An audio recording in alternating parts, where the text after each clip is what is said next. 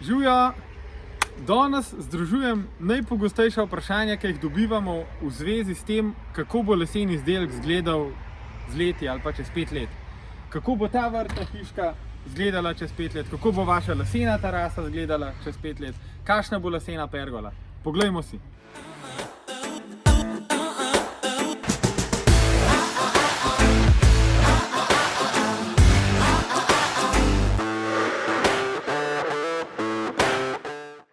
Vprašanje oziroma pomislek številka 1.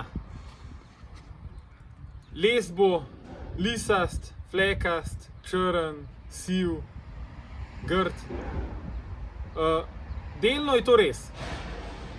Les sivi, tako kot smo že neštetokrat povedali, tam, kjer je v stiku z vodo pa z vlago. To pomeni, če imate leseno teraso pod pergolo, ki je pokrita, bo tam, kjer doseže dež, sivel. Tam, kjer je pod pergolo na suhem, ne bo nikoli sivel. Ali pa fasada lesena, kjer je pod napuščem, ne bo sivel. Kjer je fasada na hiši brez napuščev, recimo to, kar je danes tudi zelo moderno, bo sivel in to zelo hiter, ker je stalno v stiku z vodo. Kako pa to izgleda? Tole je prvi primer po enem letu. To je že enakomerno posivelo. Če bi bila ta letvica ali pa če bi bila ta tablica pod streho, samo na soncu, bi bila samo malo ugorena od sonca. Bomo šli pol tudi to pogledati. Tukaj imam še en takle primer, ki je bil na dežju še majčkeno dalj časa. Tukaj se tudi vidi, da so nastale majčkeno tudi razpokice. Ali je to gniloba? Ni. To je naraven proces, naravna zaščita. In ko projektirate hišo oziroma okolico hiše, dajte upoštevati les kot sive barve, tam, kjer je na dežju. In ne upoštevati, da bo rjav, ker boste razočarani. Zdaj pa pod vprašanje tega vprašanja. Kaj pa, če to nima cesen? Če je to, ne vem, kumaru? Ali pa, ne vem, tik, ipe, iroko? Moj odgovor je, les bo ravno tako posivel, ker to ni vezano na vrsto lesa, da bi rekel, zdaj pa macesen je edini les, ki sivi. Vsak les sivi. In to se ne da preprečiti, razen če oljimo z toniranim oljem. Se pravi, da damo to desko na rjavo barvo, ali pa na sivo barvo, ali pa na rdečkasto, ne vem, na kjerokoli po barvni lestvici, pa to redno obnavljamo.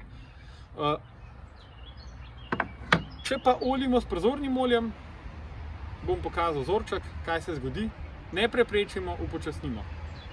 Ker se pa na to vprašanje nanaša še ena dodatna stvar, ki me tudi velikokrat vprašate, kaj pa, če les termično obdelamo? A to je pa pol večno, to pa ne sivi. Evo, tlele imam desko, termo jesen, po pol leta na dežju sive barve. Zakaj pa pol sploh termično obdelamo ta les?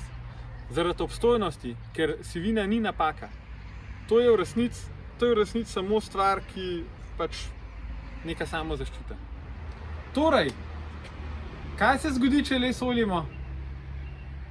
Tole, ta polovica je surova, naravna, ta polovica je oljena, po enem letu. Kot vidimo, je že les začel tudi pod oljem siveti, ker tudi vlaga delno povzroča sivenje, pa tudi določena količina dežja, ko pade, tudi pride skozi pore olja v les. Torej, ne preprečimo, ampak upočasnimo. Kaj pa, če les impregniramo? Mogoče je pa to rešitev. Impregnacija je zelo fajn stvar. Ker les v bistvu zaščiti, je neizprljiva, potopimo les v bazen za 24 ur in ko se posuši, je to fiksirano v les. To pomeni, da ne rabite čez 2 let več obnavljati, barvati, vzdrževati. To, kar je enkrat v lesu, je v lesu. Ampak še vedno bo les čez sivel. In to je nemogoče tudi v tem primeru preprečiti, razen če barvamo z barvo s pigmentom, ki ima spet potem vzdrževanje. Ampak druga stvar, ki je tudi pomembna pri impregnaciji, je, da na smrekov les gre zelo fajn, se fajn upije. Na macesen, na eksote in tako naprej je pa malo manj upojna. Z globinsko impregnacijo mogoče še malo vnesemo noter, če pa sam potopimo, so pa večinoma ti eksotični lesovi, ki so bolj mastni, ki so bolj trpežni že sami po sebi, neopojni, ker imajo veliko svojega olja v sebi. Torej, za smrekov les impregnacija absolutno da, za ostale lesove pa je to predmet debate odvisno od načina uporabe. Torej, če vam sivina ni všeč, lahko oljimo v katerikoli takšen odtenek po barvni karti. Boste pa mogli vsake 2 leta obnavljati, če ne bo grdo. Ne bo se gnil, bo pa grdo. Evo, takole. Kaj pa razpoke v lesu? A se to da preprečiti? Mi v delavnici naredimo vse, kar se teoretično da, zato da je razpok čim manj. Preprečiti se jih pa ne da. Recimo, na teli tabli se vidi po 2 letih, da so površinsko že nastale določene razpoke. Kar pa lahko naredimo, da je tega čim manj, je, da se izognemo sredinskemu lesu, se pravi, ga izločimo in ga ne uporabljamo na izdelkih za zunanjo uporabo. Les sušimo v sušilnici, zato da je razpok manj.